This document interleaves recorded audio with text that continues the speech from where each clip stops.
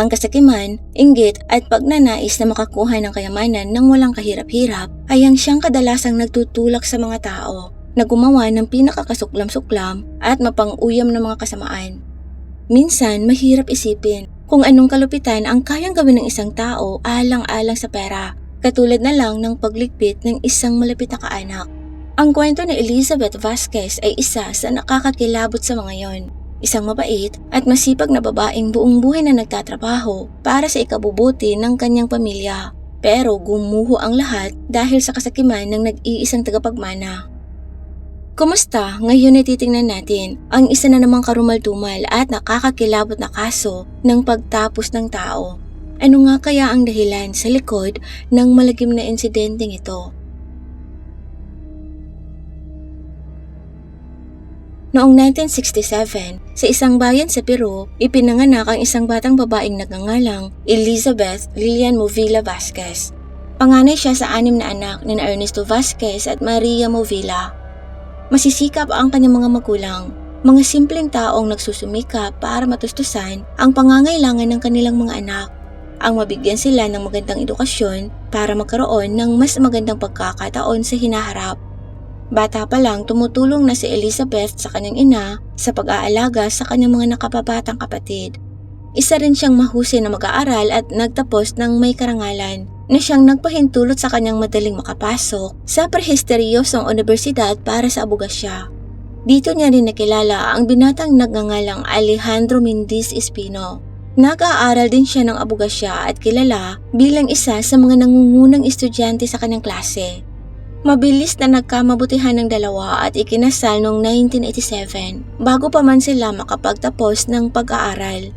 Hindi din naman tutol ang mga magulang ni Elizabeth sa kanyang naging desisyon. Payag naman kasi sila sa relasyon ng dalawa simula pa lang.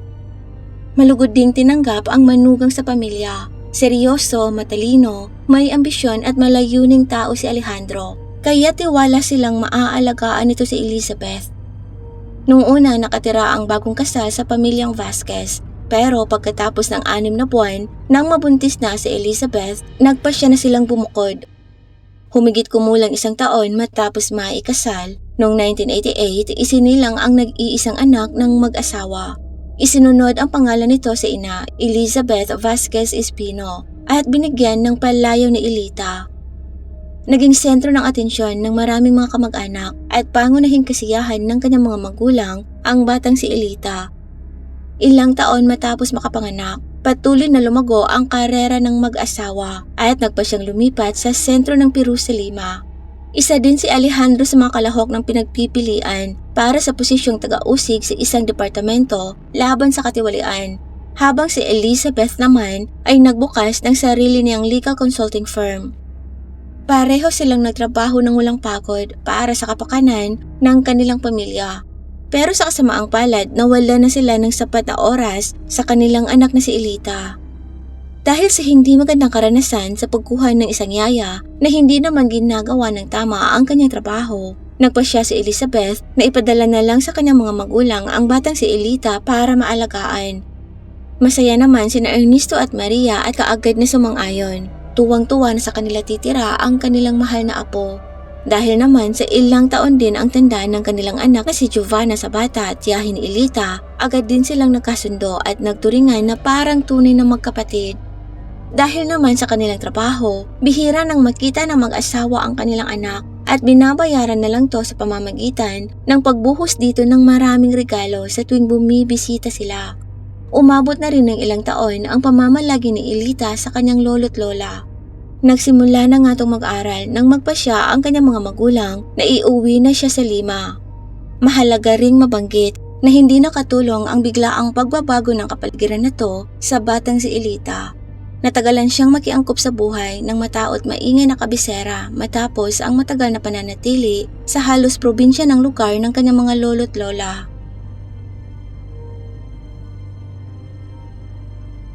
Bilang isang bata, hindi makulit at napakatahimik ni Elita. Nagsumikap din siyang maging mahusay sa akademya. Maganda rin ang relasyon nila ng kanyang mga magulang na sinusubukang mapunan ang ilang taong pagkakahiwalay. Nilalayo ni Elizabeth na hindi lang maging isang mabuting ina, kundi maging matalik na kaibigan ng kanyang anak na maaari nitong bahagian ng malalalim nitong iniisip. Natupad naman to hanggang sa mag-15 anyos ang anak. Nang magdalaga, mabilis na nagbago ang ugali ni Elita. Naging bastos na to, madaling magwala at hindi na nakikinig sa kanyang mga magulang. Pinapayaan na rin ito ang kanyang pag-aaral. Nasangkot na rin to sa masamang barkada. At ang pinakamalala sa lahat, nagsimula na tong magnakaw ng pera mula sa mga pitakan ng kanyang mga magulang. Sinubukan naman ni Elizabeth ang iba't ibang mga diskarte para kumonekta sa kanyang anak. Umaasang isa lang tumyugto sa paglaki ni Elita. Gayunpaman, regular na mainit na nakikipagtalo ang dalaga sa kanyang ina na nagtatapos sa pagwawala nito at pag-iiyak. Sa mga sandaling to, karaniwan namang pumapagitna na lang sa away ng mag-ina ang asawang si Alejandro. Pero kung hinihiling ni Elita ang kanyang interbensyon, madalas siyang pumanig sa sutil na dalaga. Labis ring nasasaktan si Elita sa patuloy na paghahambing sa kanyang matalino, maganda, matagumpay at masipag na ina. Para kasi sa ilan sa tuwing magkatabi ang mag-ina, para sa kanila ugly duckling si Elita. Sa paningin ng marami, ganap siyang kabaliktaran ng kanyang ina sa lahat ng aspeto. Wala siyang kapansin-pansing hitsura, sobrang timbang, tamad at barumbato, madalas pang magsinungaling at malikot ang kamay. Alam naman ni Elita na malayo ang hitsura niya sa kanyang ina at maging siya man ay hindi kontento sa kanyang sarili. Kaya't nang sabihin niya sa kanyang ina na gusto niyang magpa-plastic surgery para ma-enhance ang hitsura at magkaroon ng kumpiyansa sa sarili, agad tong pumayag. Sa kagustuhan na mapasaya ang anak at sa pagnanais na maayos ang kanilang relasyon. Binayaran ni Elizabeth ang pagpaparenoplasty ni Elita at ilan pang mga operasyon makalipas ng ilang taon. Taong 2007, matapos ang 20 years na pagsasama, nagpasya ng maghiwalay ang mag-asawang Alejandro at Elizabeth. Naghihisterical ang 18 anyos na si Elita. Nagsisisigaw, iniinsulto ang kanyang ina sa pagpapalaya sa kanyang ama. Nung panahon yon, nasa Estados Unidos ang pamilya at nagdulot ng ilang komplikasyon ang diborsyo para sa mga mamamayan ng ibang bansa. Gayunpaman, natuloy pa rin ang diborsyo at umuwi sila bilang mga diborsyado at nagsimulang mamuhay ng hiwalay. Dahil sa mutual agreement ang nasa hustong gulang pero nakasandal pa ring anak na si Elita ay nanatili sa bahay ng kanyang ina. Nagpatuloy din na ang matinding pagtatalo ng dalawa at sa tuwing natatalo, tumatawag si Elita sa kanyang ama, umiiyak at nagmamakaawang kunin na siya. Pero dahil sa may bago nang kinakasama ang amang si Alejandro, ayaw niyang kunin si Elita, lalo pat nasa hustong gulang naman na to. Palagi nang kinukumbinsi si Elitang makipagsundo sa kanyang ina at maghintay kaunti hanggang sa matapos ng kolehiyo at magsimula ng malayang buhay. Sa kabila ng napakababang marka sa akademya at hindi kaaya-ayang pag-uugali, tiniyak naman ng mga magulang ni Elita na makapasok siya sa isa sa pinakaprestigyosong universidad sa Peru para sa abogasya. Magastos ang edukasyon, pero nagpasya ang kanyang mga magulang na huwag tipirin ang pag-aaral ng kanilang unika iha.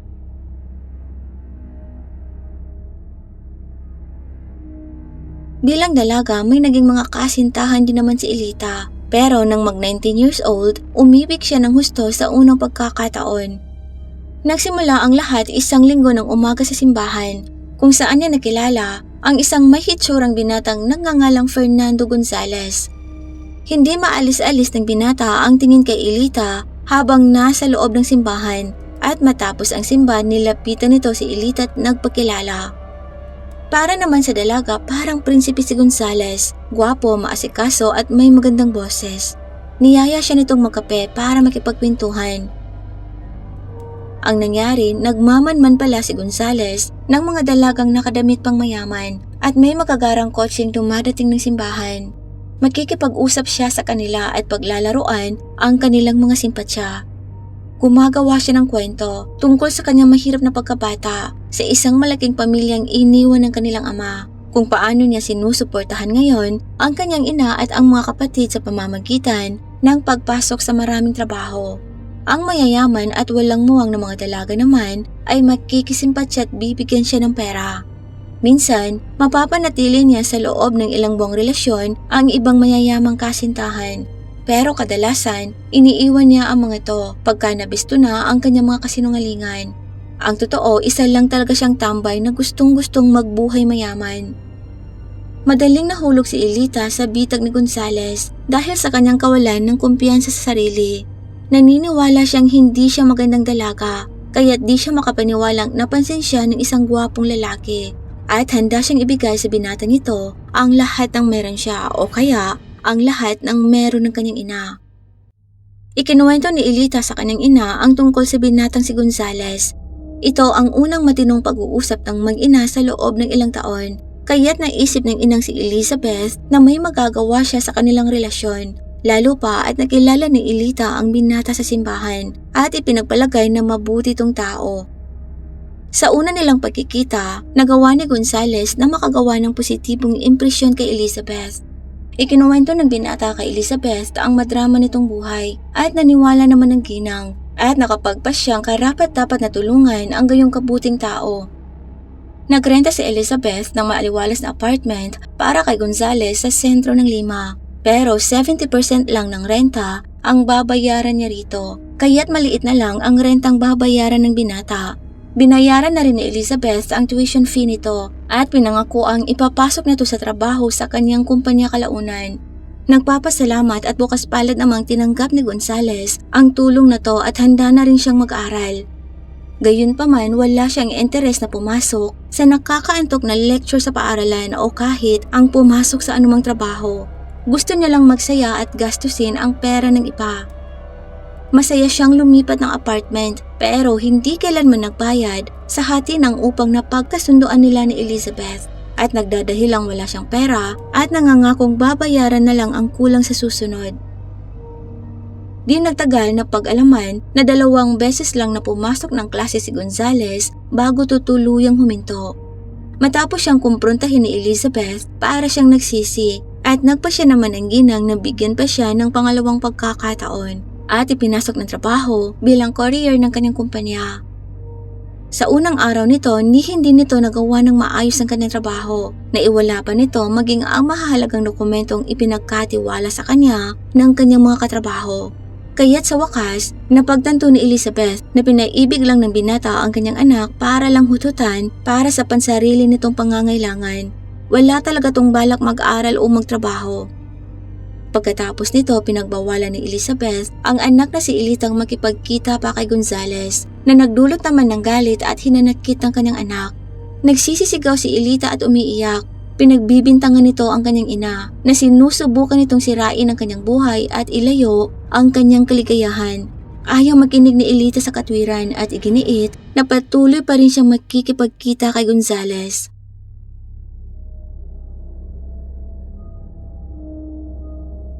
Nagpa siya si Elizabeth na muling ipadala ang kanyang anak sa kanyang mga lolo't lola.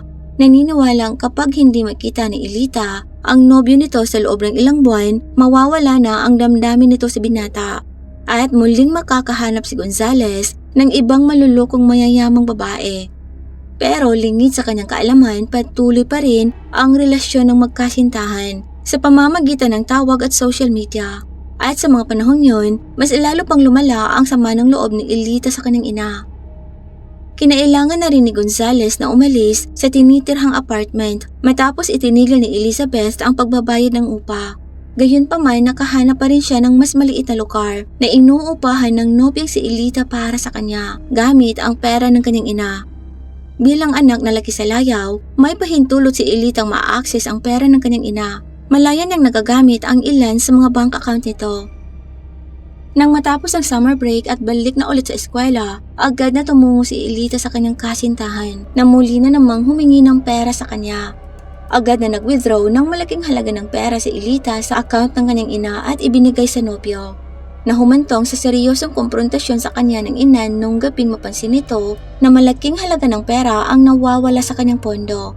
At pagkatapos, blinak ni Elizabeth ang lahat ng access ni Elita sa lahat ng kanyang account. Binibigyan niya na lang ng maliit na lingguhang allowance ang kanyang anak para sa personal na mga gastusin nito.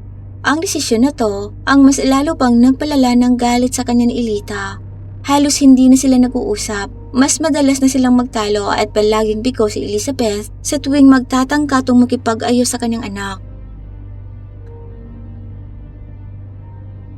Sa isa sa kanilang mga date, nang hindi nadala ni Elita ang perang hinihingi ng nobyong si Gonzales, sobra tong nagalit.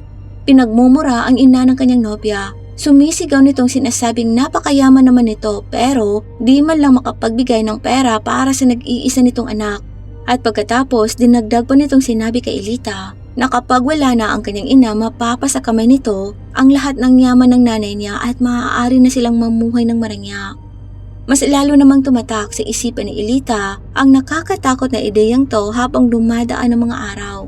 Patuloy na sinasabi ang tungkol sa kung gaano niya kinasusuklaman ng kanyang ina. Sinisisi niya to sa lahat ng kanyang kabiguan at pinagpapantasyahan kung gaano kaganda kung mawawala na ang kanyang ina. Nagsimulang gumawa ng malagim na plano ang magkasintahan kung paano nila maililigpit si Elizabeth. Gayon din ang pagsasaalang-alang kung sino ang maaari nilang isangkot bilang mga kasabwat. Noong panahong yun, may halos $3 million si Elizabeth sa kanyang mga bank account. Nagmamay-ari ng isang matagumpay na negosyong maaaring ibenta.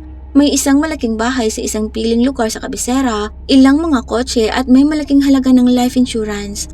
Kung sakaling sa makabilang buhay siya, ang lahat ng to ay mamanahin ng kanyang nag-iisang anak na si Elita. Sa kabilang banda, parang nakakaramdam na rin si Elizabeth ng panganib. Napagtanto niya na hindi niya mahihiwalay ang anak na si Elita sa manggagamit nitong nobyo na para sa kanya ay negatibong nakaka-impluwensya sa dalaga. At habang tumatagal, maaaring maging delikado ang sitwasyon at mauwi sa di maganda. Bilang isang bihasang abogado, gumawa si Elizabeth ng testamento. Isinasaad dito na kung sakaling bigla siyang mawala o sumakabilang buhay ng wala sa oras, ang lahat ng kanyang pera't ari-arian ay dapat mapunta sa kanyang amang si Ernesto Vasquez. Nagawa pa niyang bisitahin ng kanyang mga magulang at sabihin sa kanila ang tungkol sa kanyang desisyon. Samantala, nagpaplano si Elita kung paano gagawin ang pagdukot at pagtapos sa kanyang ina gamit ang hindi mahahanap ng mga salarin. Nagpasya siya at ang kanyang nobyo na isali ang isang lalaking nagngangalang Jorge Carnejo Ruiz. Pinangakuan nila itong babayaran ng malaking halaga ng pera para sa magiging serbisyo nito. Wala namang pagdadalawang isip na tinanggap ng lalaki ang alok. January 24, 2010, nakipagkita ang 21 years old na si Elita sa kanyang 23 anyos na nobyo para tapusin ang pagpaplanong pagdukot sa kanyang ina na isa sa katuparan sa susunod na araw. Napakakalmado at kuliktado ni Elita. Naglalaro sa kanyang isipan kung paano niya gagastusin ang milyon-milyong mamanahin. Kinaumagahan, January 25, 2010, nagdahilan si Elita ang masama ang pakiramdam para hindi makapasok sa paaralan. Nang umalis ang kanyang ina patungong trabaho, nagtatago na sina Gonzales at Jorge sa labas ng bahay. Hinihintay na abalahin ni Elita ang gwardya at papasukin sila sa loob. Lumapit si Elita sa nakabantay na gwardya at pinabili ito ng gamot sa butikang 5 minutong lakad lang ang layo sa kanila. Ang panandali ang pag-alis na to ng gwardya ang nagpahintulot sa dalawang lalaking makapasok ng bahay at magtago sa kwarto ng abogada. Pag-uwi ni Elizabeth, malakas na ibinagsak ni Elita ang isang baso sa kusina. Senyas yon para sa dalawang lalaking maghanda na. Pagpasok ng ginang sa kanyang silid, nilundagan to ni Gonzales pabagsak ng sahig. Saka sinimulang sakalin habang hawak-hawak ni Jorge. Himala namang nakataka sa kanila ang ginang ay tumakbo palabas ng pasilyo, kung saan naman siya sinipa sa ulo ng kanyang sariling anak. Itinali naman siya ng mga to habang walang malay. Gayunpaman nagambala ang kanilang mga plano dahil sa batang katulong sa bahay na si Maria. Dinala to ni Elita sa isa pang silid saka ikinulong sa loob. Nang magkamalay si Elizabeth, walang awa siyang pinahirapan ng kanyang anak, ng nobyo nito at ng kanilang kasabwat. Sinusubukan ng mga tong makuha ang code ng safe at ang mga password ng kanyang mga bank account. Takot na takot si Elizabeth. Alam niyang may problema ang kanyang anak. Pero palagi niyang sinisisi sa masamang impluwensya ng nobyo nito. Ngayon gayon pa man nakita na niya ang napakapangit na katangian ng kanyang nag-iisang anak. Nagawa naman ni Elizabeth na mapaluwag ang pagkakatali sa kanya at lumaban kay Elita. Pinagkakamot nito at pinagsusuntok hanggang sa itumba siya ni Gonzales sa sahig. Sinipa ng galit na si Elita ang kanyang ina. At dahil sa sobrang galit, kumuha si Elita ng unan at marahas na tinakpan ang mukha ng kanyang ina hanggang sa malagutan to ng hininga. Pagkatapos, iginapos nila ang wala ng buhay na abogada. Tinakpan ng duct tape ang bibig at inilagay sa trunk ng kanyang sariling sasakyan para palabasing dinukot. Saka muling nagpabili ng gamot si Elita sa gwardyang nakabantay sa bahay nila, kaya naman nakalabas ng bahay sina Gonzales sakay si Elizabeth sa sarili nitong sasakyan. Pinalabas na rin ni Elita ang takot na si Maria. Saka sinabi dito na nag-aaway kasi sila ng nanay niya, pero nagkaayos na rin at natutulog na to ngayon sa kanyang kwarto. Kinabukasan, gaya ng dati, naghahanda ng almusal si Maria, pero sinabi sa kanya ni Elita na nakaalis na ang kanyang ina patungong trabaho dahil sa may mahalagang pagpupulong. Pagkatapos noon, umalis naman ng bahay si Elita at nagtungo sa pinagtatrabahuan ng kanyang ina. Pagdating, pumasok siya sa opisina ni Jessica, ang accountant at matalik na kaibigan ng abogada. Maluhaluhan itong ibinalitang nawawala ang kanyang ina. Sinabi niya nakakatanggap umano siya ng kakaibang pagbabanta at tawag para ipatubos ang kanyang ina. Agad na sinimulang i-block ng accountant ang mga account ng abogada para maiwasang ma-access ng iba. Agad niyang iniulat ang insidente sa pulisya at saglit na umalis ng opisina. Pagbalik niya, wala na si Elita at napakagulo ng opisina na para bang may kung anong hinahanap. Nang maglaon, nalamang nawawala ang huling testamento ni Elizabeth. Nalaman kasi ni Elita ang tungkol dito noong nakaraang araw. Narinig niya to habang nagkikipag-usap ang ina sa telepono. Gamit ang susing ninakaw niya sa kanyang ina, kinuha ni Elita ang kopya ng testamento at pera mula sa safe ng kanyang ina na nasa opisina. Dumating naman ang mga pulis at siniyasat ang bahay. Kinapanayam si Elita, gayon din ang mga tauhan sa opisina. Pero walang nakuhang mahalagang impormasyon ang pulisya.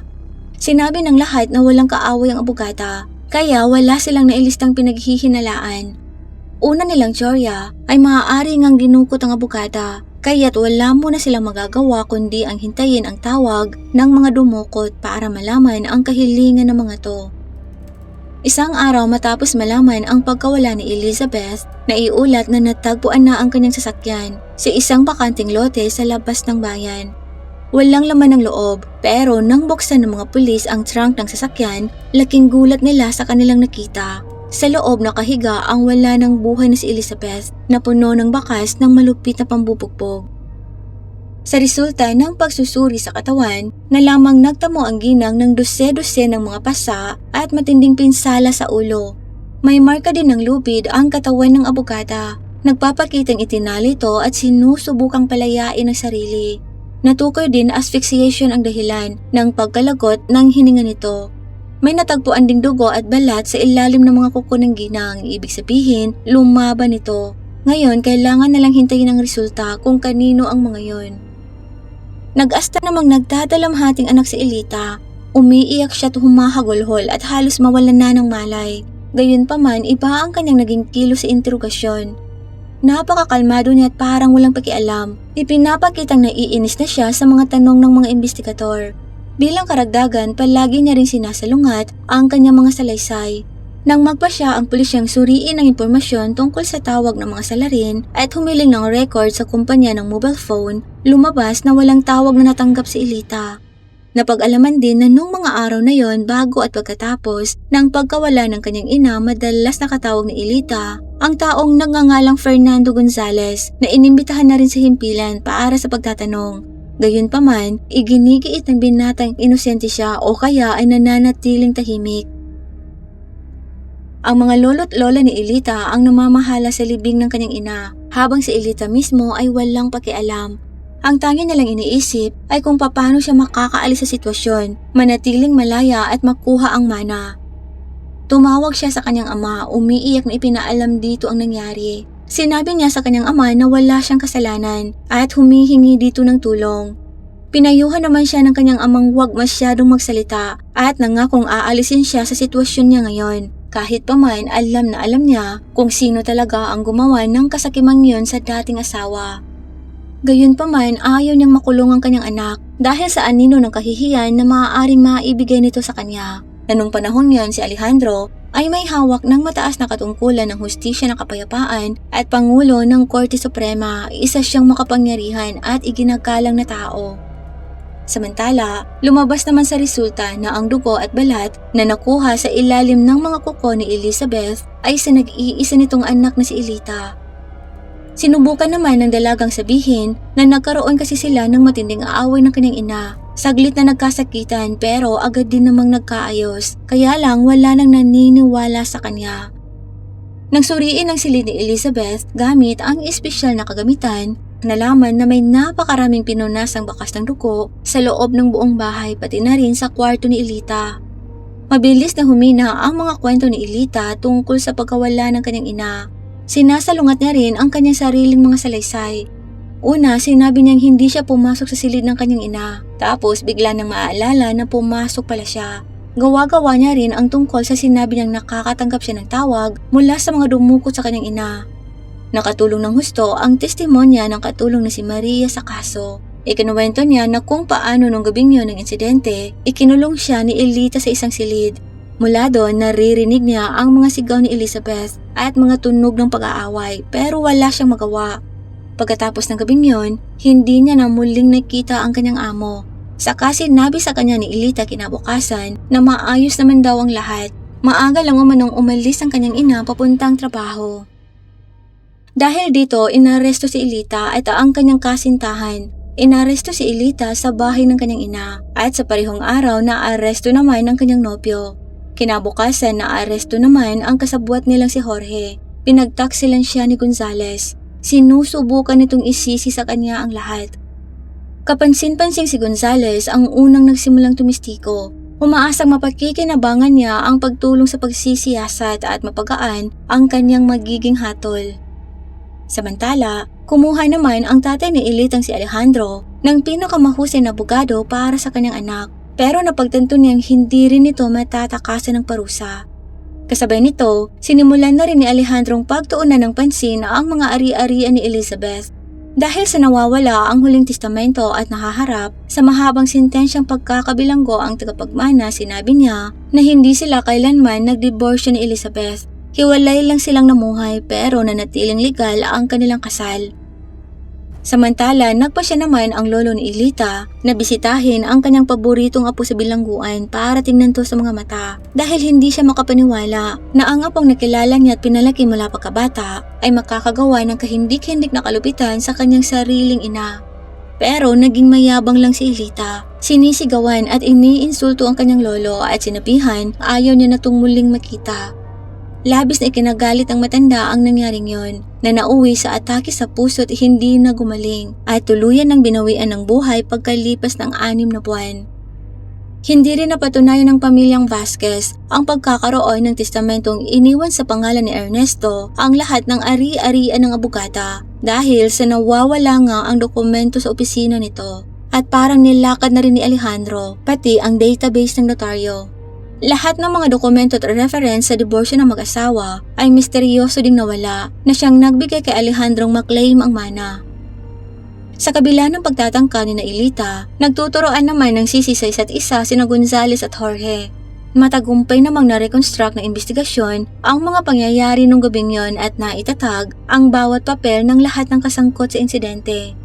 Napatunayang sadyang nagsabuatan sina Elita ang nobyo nito at si Jorge na labis na nagpalala sa kanilang pagkakasala. Ang patotoo ni Maria ang siyang talagang nakatulong sa kaso. Sinabi nito na pinagbantaan din siya ng tatay ni Elitang si Alejandro.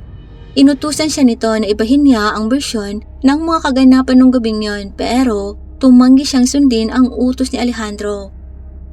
May 2012, napatunayang nagkasala ang lahat ng tatlong nasasakdal. Sa una, hiniling ng taga-usik na ang bawat isa sa kanila ay masintensyahan ng 30 taong pagkakakulong. Umami namang nagkasala ang 2 lalaki pero si Elita patuloy pa rin pinag-iitang wala siyang kasalanan. Nasintensyahan sina Gonzales at Jorge ng 28 years na pagkakakulong pero naantala ang paglilitis kay Elita. Sinabi ni Elita na inupahan ng mga kamag-anak ng nanay niya sa panig ng kanyang lola ang mga salarin para maangkin ang lahat ng ari-arian ng kanyang ina. Ganon din ang hinawakang bersyon ng kanyang ama. Pinag-iitan nila na may sakit sa pag-iisip si Elita, kaya't madaling na manipula ng mga salarin. Ang diskarte ni Alejandro ay madala sa ospital ang kanyang anak sa halip na sa bilangguan. Idiniklara niyang baliw at ganap na walang kakayahan si Elita, pero nabigo ang pagtatangka niyang ito. At sa wakas, December 2012, inilabas ng korte ang huling hatol nito. Hinatulan si Elita ng pinakamataas na terminong 30 years na pagkakakulong. Hanggang ngayon, siya at ang kanyang mga kasabwat ay kasalukuyan pa rin nasa loob ng piitan. Tungkol naman sa pinagtatalo ng mana, hindi pa rin ito nariresolba. Tagsibol ng 2021, sumakabilang buhay si Alejandro nang hindi nakukuhang maging nag-iisang tagapagmana ni Elizabeth. Ang pamilya Vasquez sa pamamagitan ng korte ay naglalayong ibukod si Elita sa listahan ng mga makakakuha sa ari-arian ni Elizabeth. Binanggit ang katotohanang nasa bilangguan nito dahil sa pagtapos sa kanyang sariling ina. Sa kasalukuyan, ang pangunahing tagapagmana ay si Maria Movilla, ang ina ni Elizabeth.